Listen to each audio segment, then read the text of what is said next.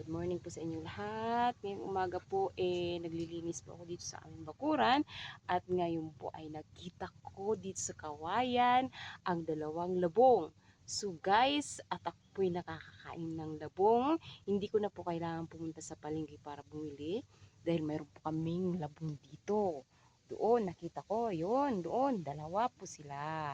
Kaya kukunin ko sila para uulamin ko, gagawin kong adobo mamaya. Tara guys, samahan niyo po ako. Panoorin ko kung paano po ako kumuha ng labong.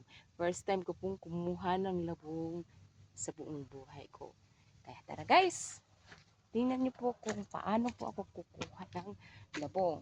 So itong aso ko ay pasali-sali. Yan. Ayun. Yan, dalawang yan. Ito. Ito. At saka ito. Masarap to guys. Pwede na siyang pang-ulam. I-adobo ko po mamaya. Ayan. Kaya, tara. Samahan niyo ako panoorin kung paano ko kukunin itong labong na ito. So, kailangan ko lang maglagay ng ng ganito sa kamay para hindi po ako masaktan sa pagpuputol. Yan. Kailangan ko na siyang putulin. Gamit po ang gulok. Dahan-dahan lang po. Buti na lang dito at nililinisan ko kaya wala na pong gaano samag, basura. Ganun lang siya magbuha. Medyo may kaanuhan, tigasan. Mapuro lang gulok ko.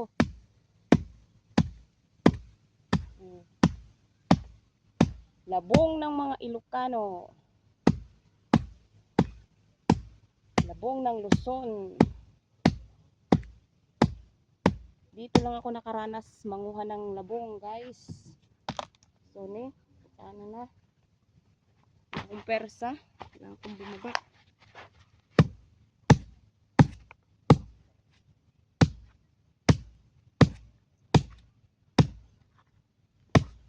Ba, matigas din siya.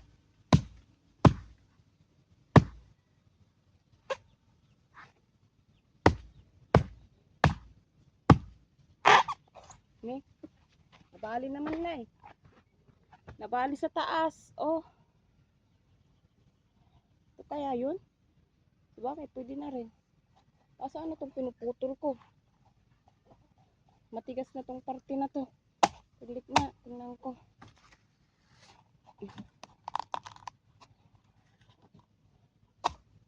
Dinagad-sagad ko naman kasi.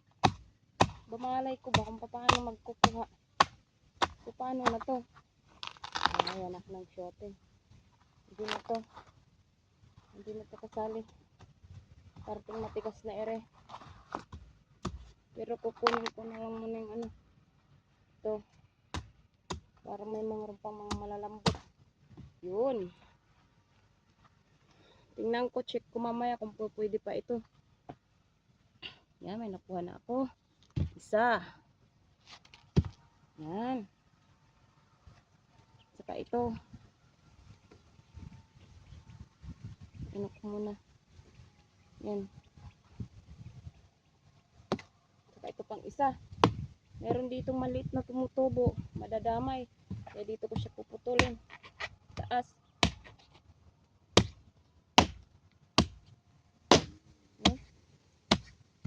Ayan.